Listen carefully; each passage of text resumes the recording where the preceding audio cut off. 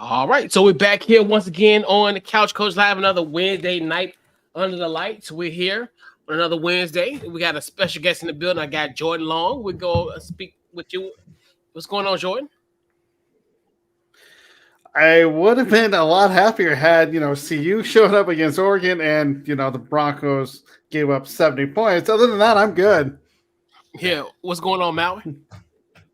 What's up, man? Another week, you know. Yes, sir. Excitement, Yes, sir. you know. Yeah, yes, sir. Yeah, man, we I got can't another great man, show. how you doing? How you Good, doing? man. Just working, man. The same old. Yes, same old, same old. Yeah. How you doing, Jordan? I'm good, man. Let's go. It's all good. It's all good, Jay. Trust me. So tonight, so we'll talk about the breaking news tonight of Right. Dame Lillard getting traded to the Milwaukee Bucks, and we'll talk about the state of the Denver Broncos. Pretty much, kind of talk about what happened on Sunday. We talk about that, and then pretty much what's next for the Broncos. Obviously, we know what's obviously next. A day against the Bears, and potentially the Caleb Williams battle, the Caleb Williams Bowl potentially. So we'll talk about that, and then we'll talk about Colorado's loss to Oregon. Lanning's comments, and just and everything, all things that Colorado Buffaloes. We'll talk about our game to watch this weekend, do our picks, and do a game ball, and that's pretty much what we're going to talk about tonight. So what we're going to keep that intro, and we will be right back here on Couch Coach Live.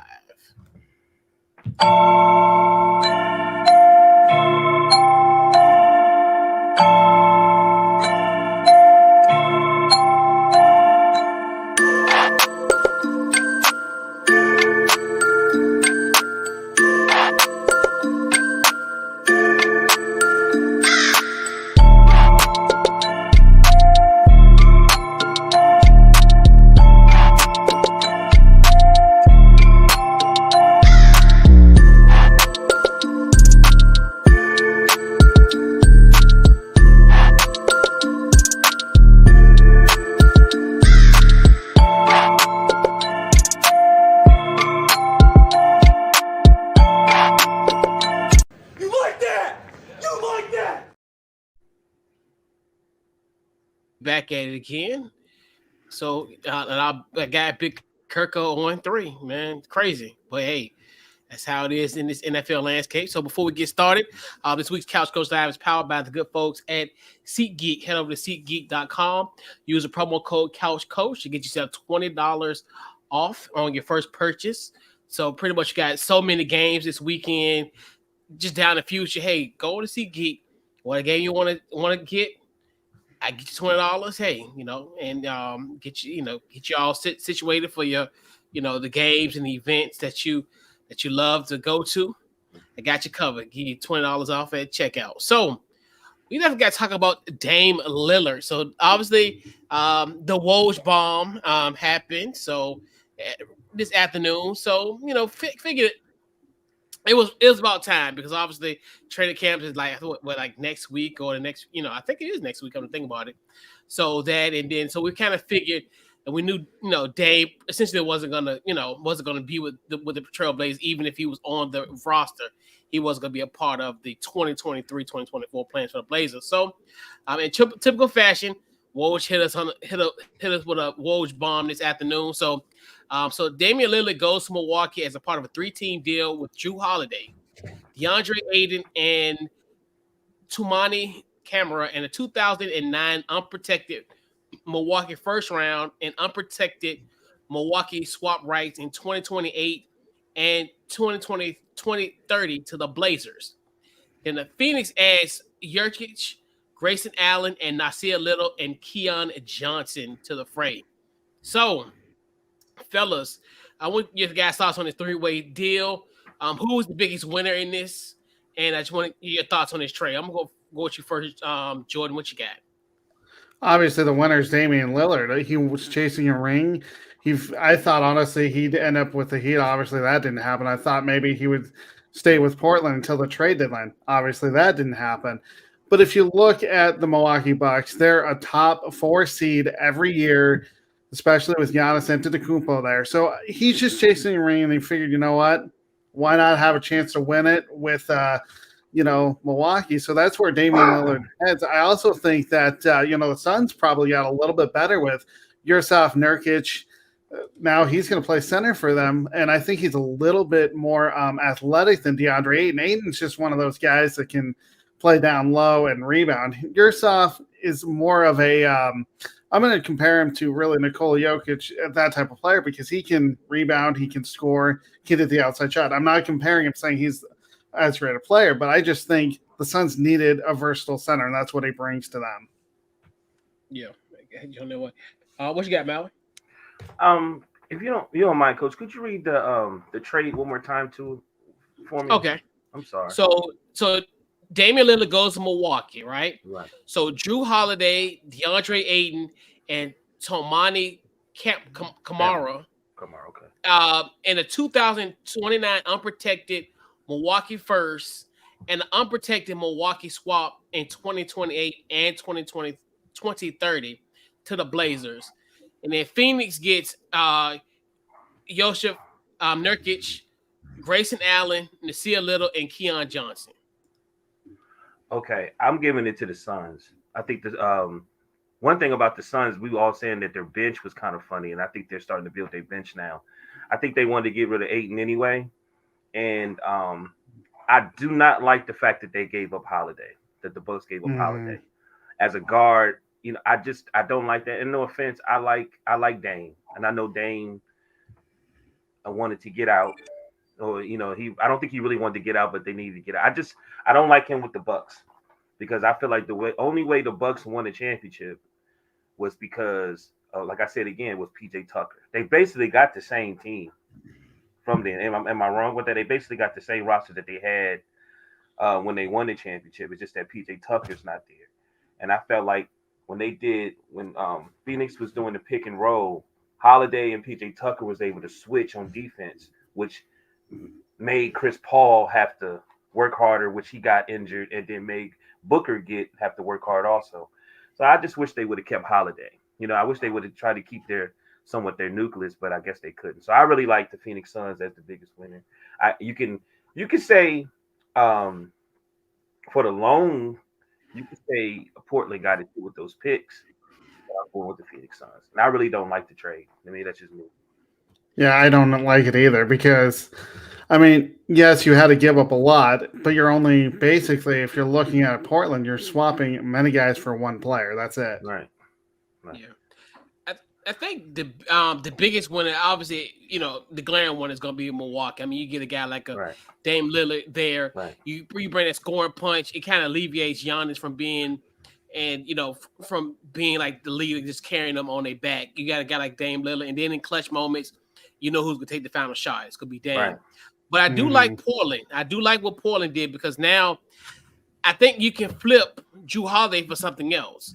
So this is where I look at the trade for them in a sense is kind of incomplete because I think they could get a contending team that may have a young fringe all-star potential, a young asset that they can flip for him. I mean, I'm just putting it out there. Yeah.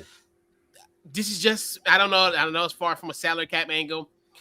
Maybe you could maybe a Tyrese Maxey could go, in a as far as Philly pulling that trigger, and then you think about coupled with that, I do like DeAndre Ayton going there, and then if you think about it, that's just more of a hypothetical situation. If Maxey, you think about him, and then Scoot Henderson in the backcourt, I think that'd be kind of interesting. But I'm just saying, like, I do like what Portland is starting to kind of do. Because obviously, you get rid of Jokic and you also get rid of Dame. So it's kind of one of those where this team is they're rebuilding, but I think there's some pieces that they can build upon that they got currently on this squad. And I think that Drew Holiday, I think they could flip him for something else.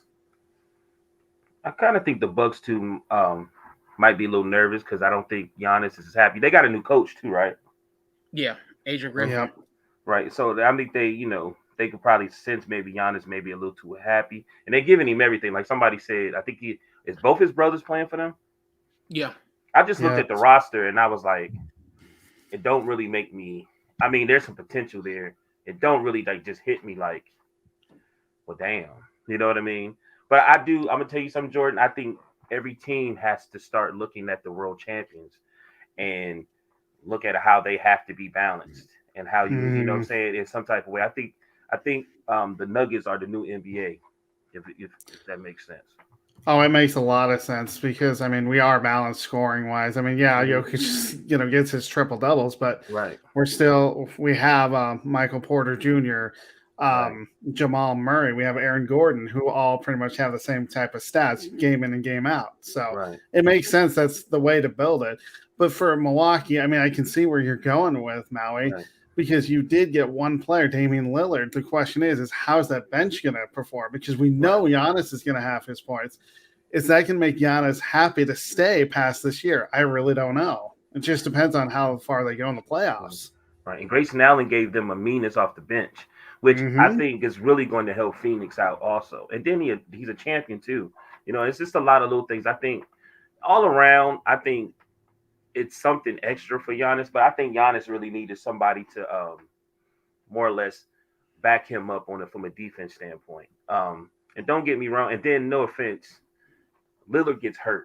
You know what I mean? Oh And yeah, yeah. this means and Middleton gets hurt. You know what I mean? So what happens if both of them are hurt? Yeah. I mean, that's the thing. You never know because Right. like Giannis gets hurt. Like like you look Yeah. at what happened this year, where I mean, he literally, I mean, he came back too late. Against Miami, where Right.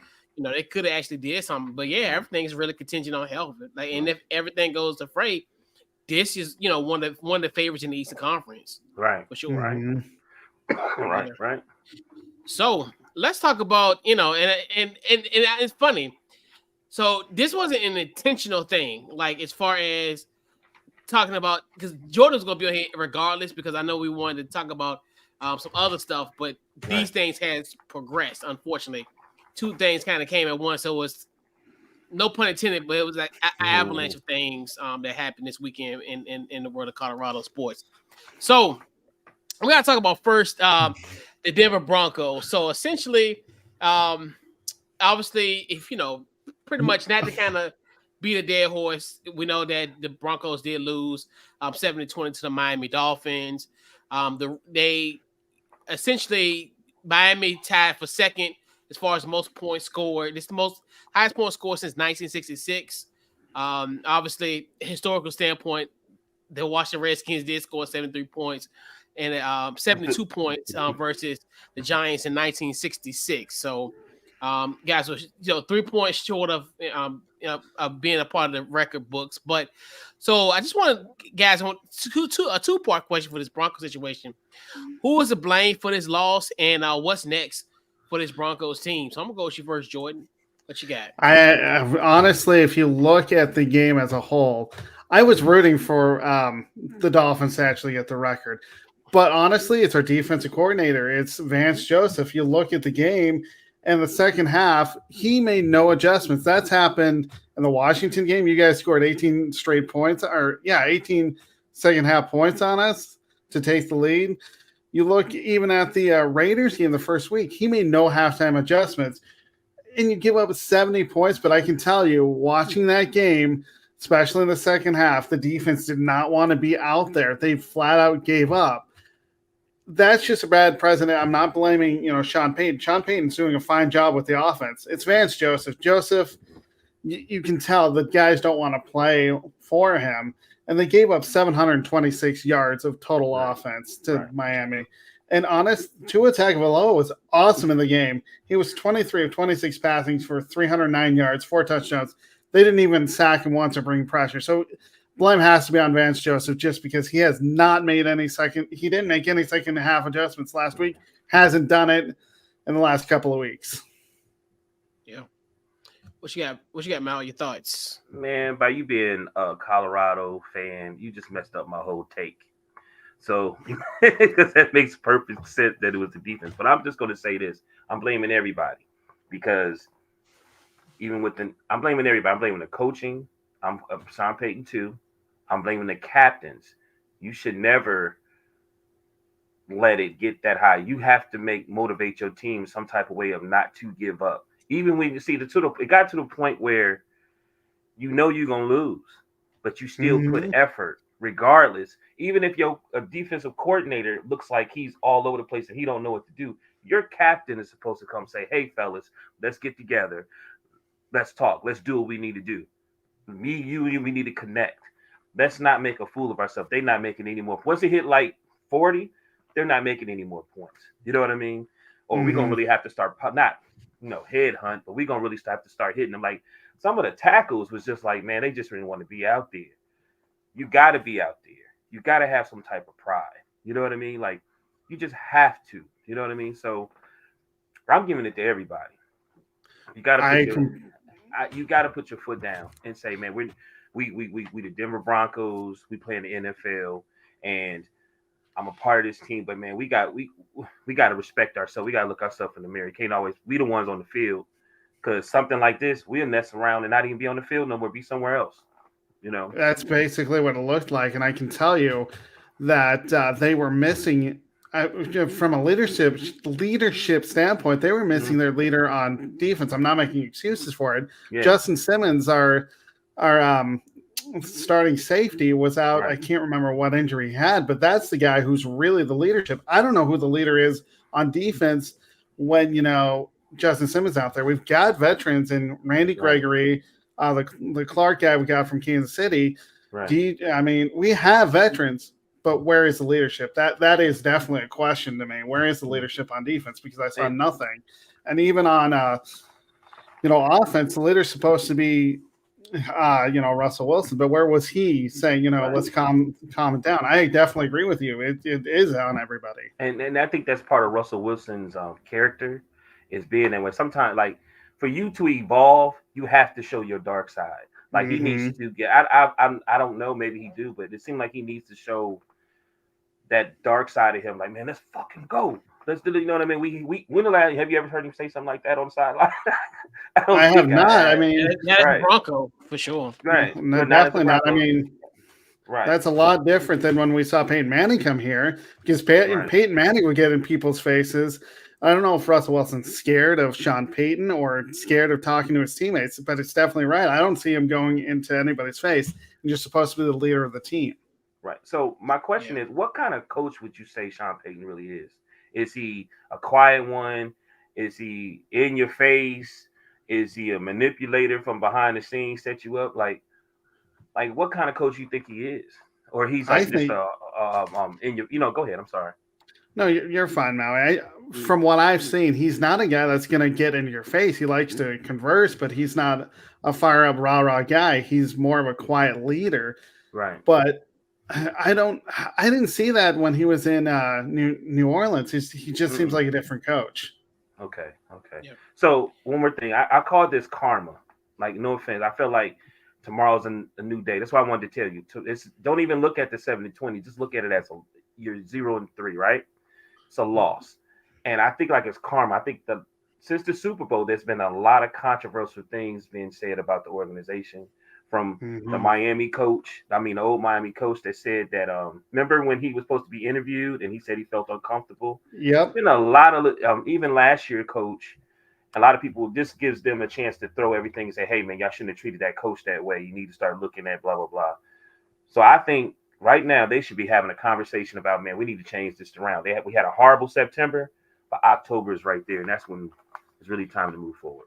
And the nice thing is, Maui, we are 0-3, and we're still. I mean, it's the season's not over. A lot of Bronco fans, Right. and I know the media is saying the season's over. I look at it going, you know what? We're 0-3. Yes, we've been down this road before, but there's so many weeks that we can improve on. And honestly, the AFC so far this year, it's still a chance for us to get back in the playoff race. No Right. one's like completely hitting it out of the water, except for the Right. Dolphins, obviously at 3-0. That can change overnight too. Yeah. Mm-hmm. I think it's a lot. I mean, obviously, I think like you said, y'all talk about karma, but part of me is Sean Payton because, like, obviously, I talk about the situation. He talked about Nathaniel Hackett. Oh, well, that's the worst coaching job ever. That's coming back to bite him in his ass Yeah. because that's something Yeah, it is.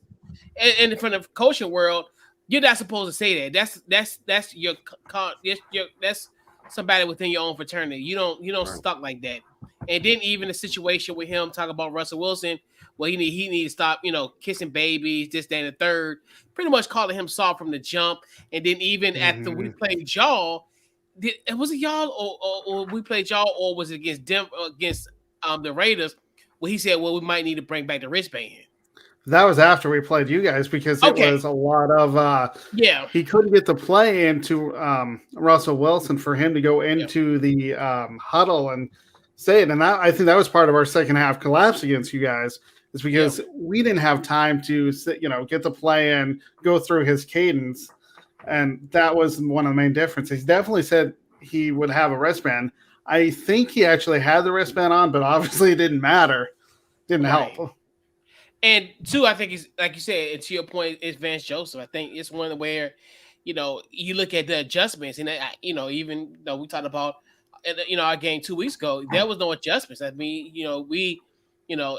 even going back to, even back to the Raiders game, because the second half y'all was rolling, and then all of a sudden, the Raiders came back. So it's definitely going to fall on Vance Joseph. I mean, considering the fact, just the fact that. I don't know if essentially like they've lost the locker room or what have you, but the ultimate cure, like I said, as I teased earlier, you got the Bears. So to me, they have so many issues. Obviously, with the situation with the defensive coordinator resigning out the blue, I ain't gonna say why, because it's not official, but him leaving, and then Justin Fields pretty much throwing this coach under the bus, and then obviously them getting routed last week against the Chiefs. So this is the ultimate cure. I mean, to me, this is where, hey, you can kind of get yourself back together, especially now, if you can get to 1-3, and then now just week in and week out, even though you did lose to Miami, and then you lost to the Raiders as well. So but you still kind of can put yourself in there, because you look at now, the Chargers, I don't know, with them losing Mike Williams the other day, they kind of shaky at best. I mean, I don't know. With the Chargers, they're another one where they're just they're another funky, weird team. But there's opportunities, and then obviously with the Raiders. So, I mean, yeah, you can turn it around, and if you take care of business with Chicago, yeah. But the next 2 games should be winnable. But in Chicago, if you lose to Chicago, Jordan, start looking at USC film for the rest of the year. Pretty much. But the next 2 weeks, I look at it make or break, because you do play Chicago. Obviously, their offense is atrocious, and you laid out the problems with their defense.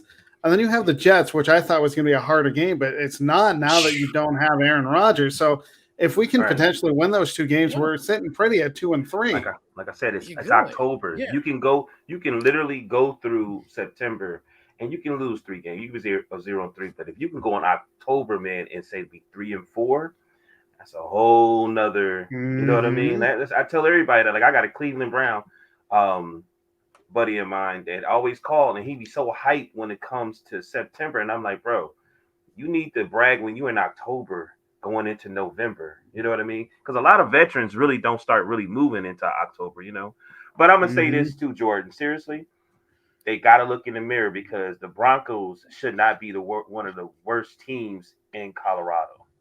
You know what I mean? Like, the Nuggets don't want a championship. Like, you know what I'm saying? Of course, the Buffalo, Colorado Buffaloes are doing well. Regardless, the Broncos can't be that. They've got to look themselves in the mirror and say, hey, man, how can we change this and make this better than what it is? It's been horrible for the last 2-3 years. It has been. Well, ever since we what was it?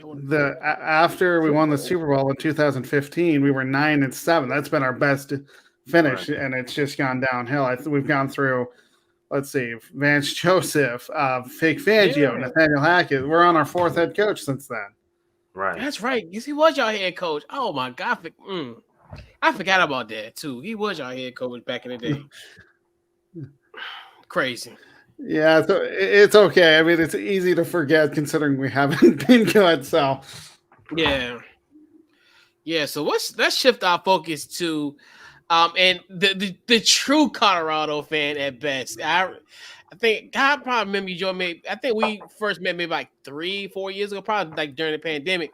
And he's the only person I know that has followed Colorado football from from the start. I think even back then, I think should I say his name? Mel Tucker. Oh, When that he was guy. covering it, yeah. Um, we won't get into that. That's for another show for another time. But yeah, even back in those days when Mel Tucker, when he left, and it almost felt like he was the most hated man in Boulder when he, kind of up and abruptly left. But yeah, Joy's been around for all of that. So, um, definitely want to talk about. Obviously, I know we'll talk about the loss of Oregon. Obviously, the 42-6 loss. I do want to talk about it in the two prongs. So we'll talk about the loss, and then we'll talk about Coach Dan Lanning's comments. So obviously, so the two comments that I really want to kind of address in this talk was they're fighting for clicks, we're fighting for wins. Right. And quote unquote Cinderella story is over. So Jordan, I want you to talk about that and your thoughts on those two topics real quick. He didn't need to go into the clicks. The thing is yes, the Cinderella story was over. But honestly, going into Oregon, I figured this would be a loss only because, you look at what we have at the University of Colorado. We're just a team that's on the rise. You look at Oregon with Bo Nix. Their team is veteran.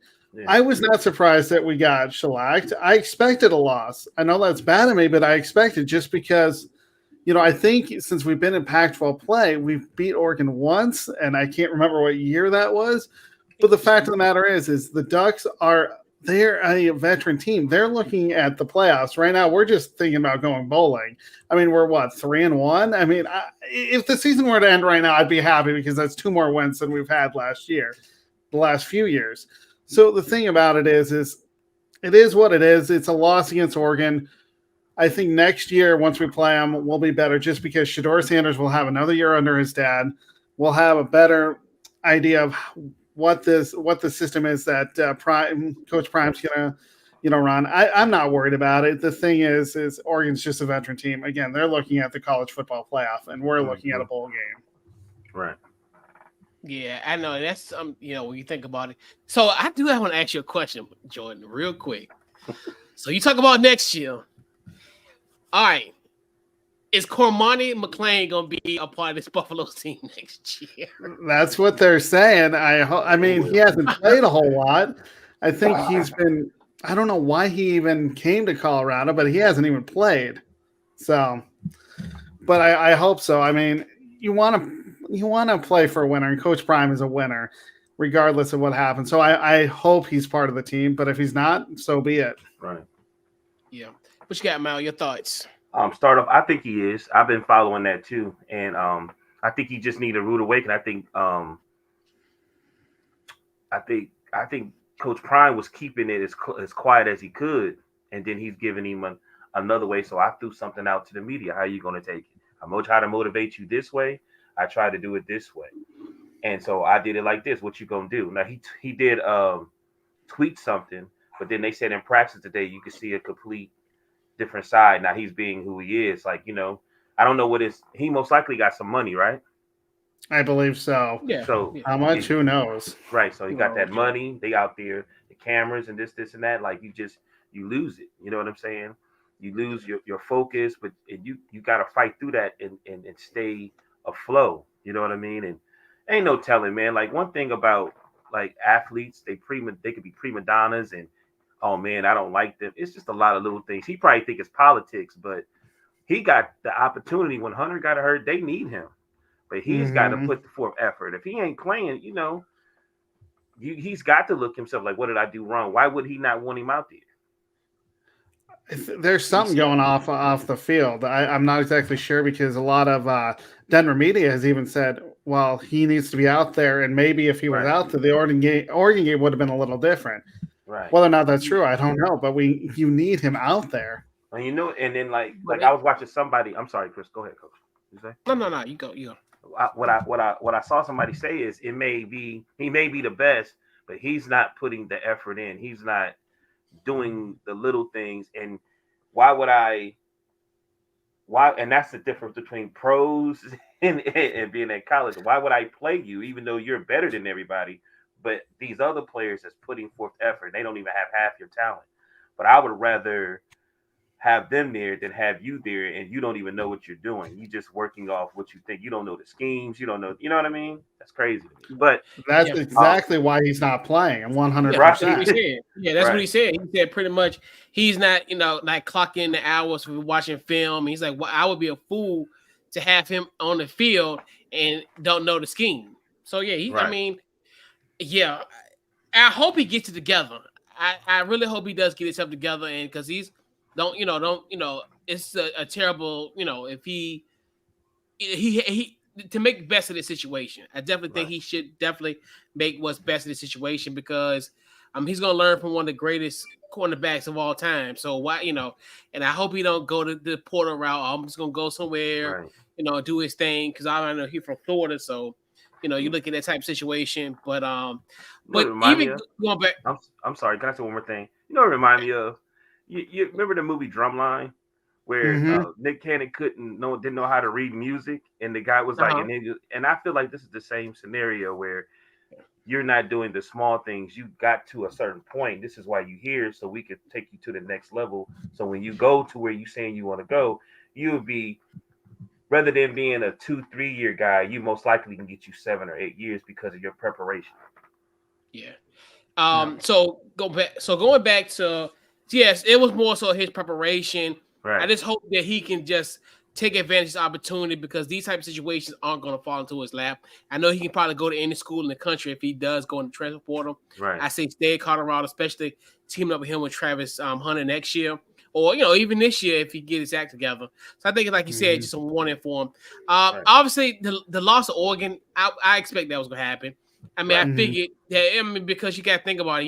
You talked about it, Jordan, too, as far as the experience. You like Bo Nix, probably. I think by far, it's probably the most experienced college quarterback that's in the FBS for sure. I Hmm. mean, so you look at that. He's played big time in the SEC, and then people fail to realize the trenches.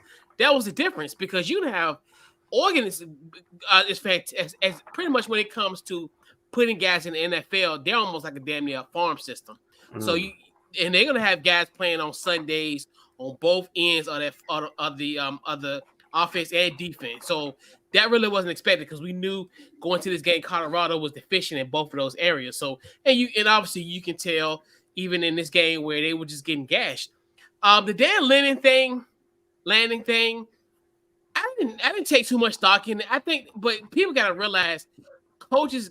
That's what makes coaches in essence kind of a sociopath in a sense, not like in a negative way, but that's what coaches have to do to get themselves motivated. Like he said, as far as the clicks, we for wins, but we know Oregon. That's a hypocritical statement. All right, coaches, in a sense, are hypocritical. We know Hmm. Oregon has 1,000 uniforms. right, People want to go to uniforms so they can go to Oregon so they can look fly. The Cinderella story, that's just the hyperbole. And it is what it is. It's gamemanship. That's a part of it. Almost I think about it like what happened with on Saturday with Ryan Day and Lou Holtz.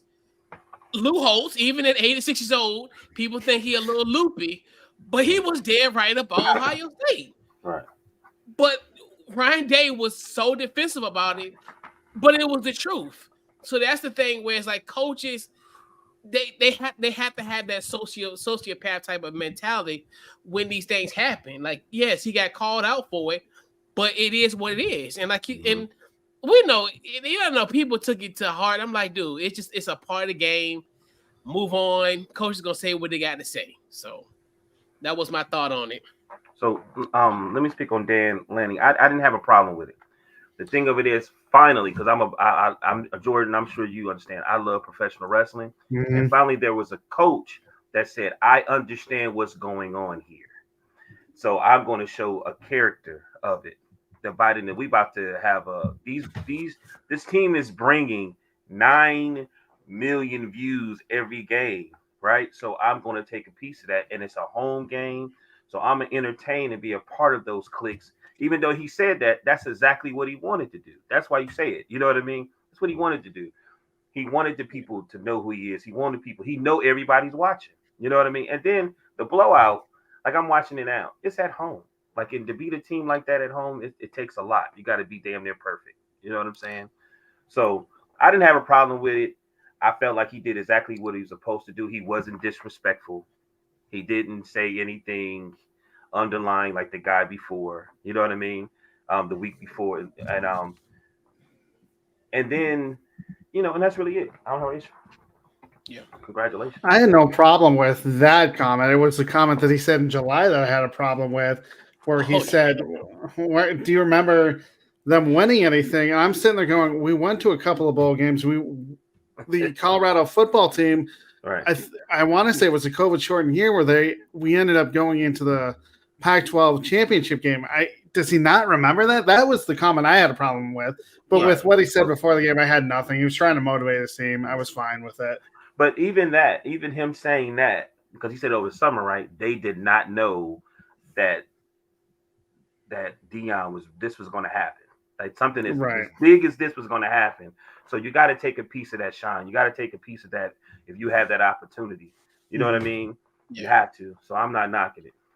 Great entertainment. Yeah, and it's part of the game. Like that's why I never, everybody took so much stock in it. It's all good.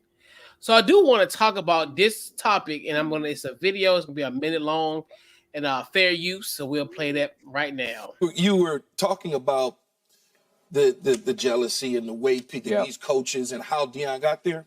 This is interesting. You said that. I didn't want to interrupt you. I wanted to let you finish. So I spoke to somebody in the coaching fraternity right after the game. And they know some people that coach at Oregon.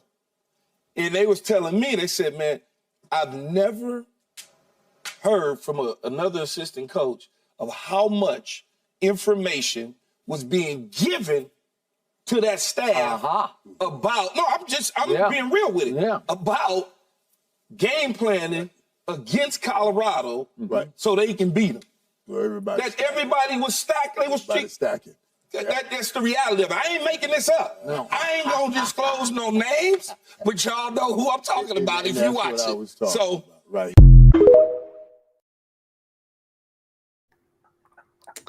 want to just your thoughts on this alleged, essentially a collusion against, and then to me, I'll talk about my comments momentarily, but your thoughts on what Keyshawn Johnson had to say, Jordan. I'm shrugging it off. Here's why. This happens at every level, NFL, college, high school.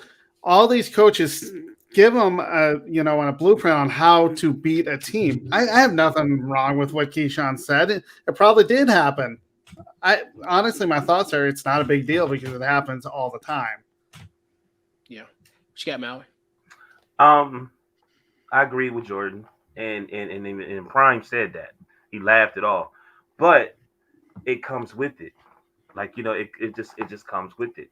If you're going to be like this team and this whole situation is taking fans may go against them, but they still a part of them want the team to win and to be successful, because even if they hate Deion, they still love Deion.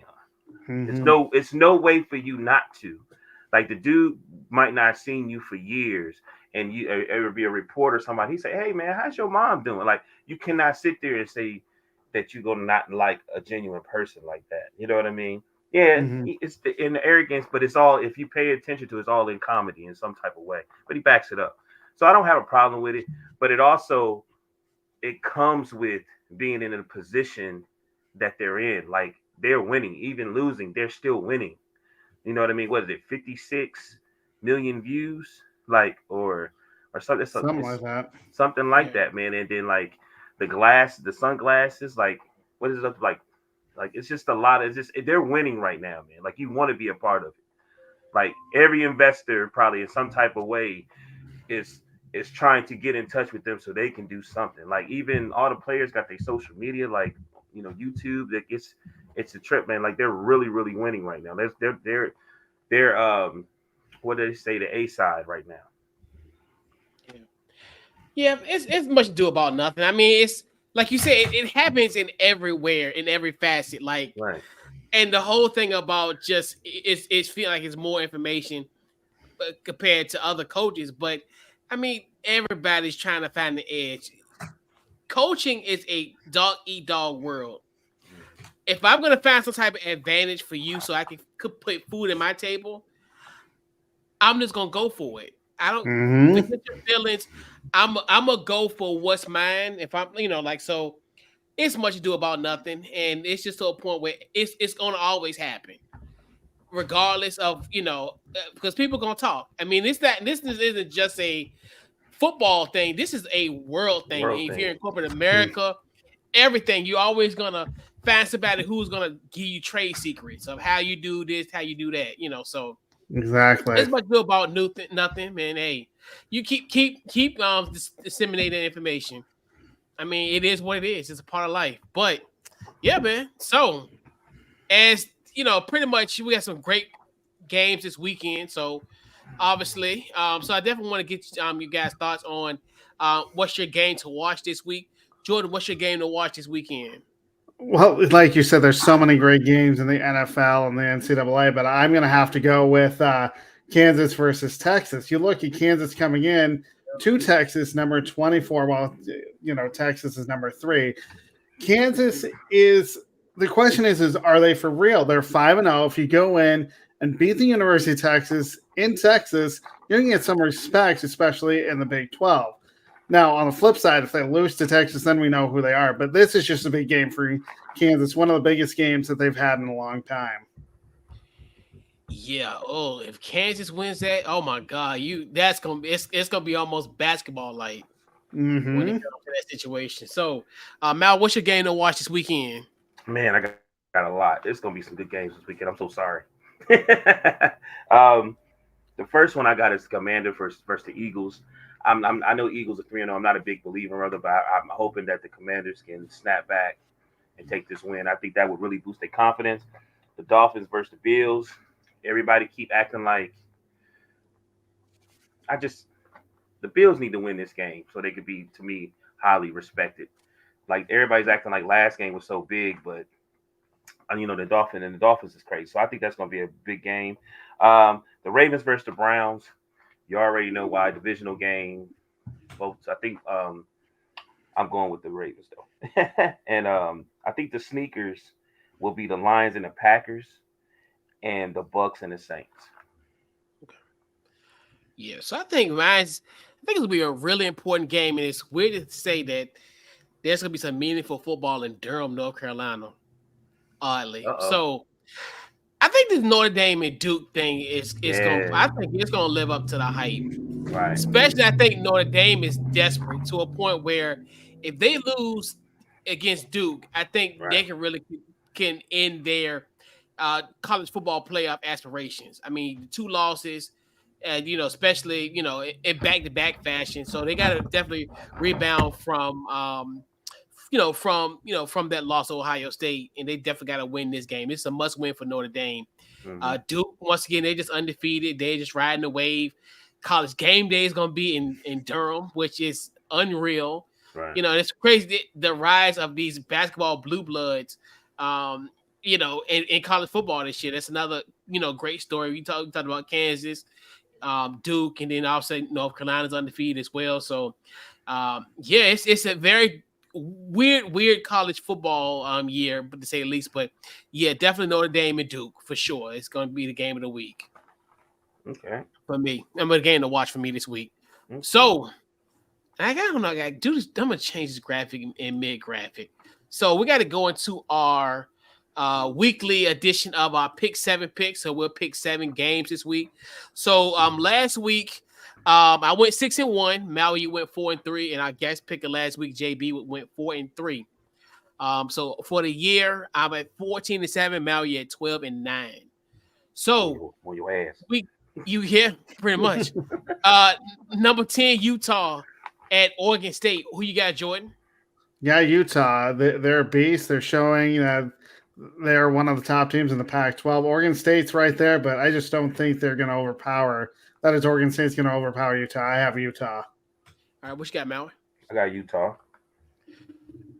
I know, and Utah is very interesting, especially without Cam Rasson. Oh, you know what? I'm gonna go with Oregon State. I'm gonna go with the fight Ocho Cinco's. Give me Oregon State. Ocho Or the Cinco. fight TJ Husmanzada. All right, so we got number 13 LSU versus Ole Miss. Jordan, who you got? I'm going LSU. I just think they're the better team. All right, what you got, Maui? I'm going Ole Miss. Okay. I'm gonna say Ole Miss too, especially after that heartbreaking loss to Alabama. I'm like, that way ain't heartbreaking, but I mean it's just a loss. Give me Ole Miss in this game. We got prime time under the lights in Durham. We got number 11 Notre Dame versus number 17 Duke. Who you got, Jordan? You laid it out. I mean, if Notre Dame loses, their college football playoffs are dashed. I got Notre Dame though. Yeah. Okay. Who you got, Maui? Notre Dame. Yeah, give me Notre Dame as well. I think it's a wrap for them. I mean, if they lose, yeah, it'll be a wrap for them. So we got the Thursday night game tomorrow night. We got the Detroit Lions going to Lambeau Field. Who you got, Jordan? Packers. Okay. Who you got, Mallory? Packers. Okay. Give me the Lions. I think they're gonna do it. I knew again you was on the gonna road. do that. Yeah, I mean, I got It's faith got to in be a the little different. Nah, he Yeah, liked the you know? Lions. Yeah. The Dolphins versus the Bills. Who you got, Jordan? I have the Bills, but the only way the Dolphins are going to win this game is if Josh Allen becomes a turnover machine. But I'm going with the Bills. All right, who you got, Mallory? Man, I'm going with the Dolphins. Okay. A part of me, both coming off of big wins. But give me the Bills. I think the Bills can take care of business. We got the Patriots versus the Cowboys. Who you got, Jordan? I've got to go with America's team, Dallas.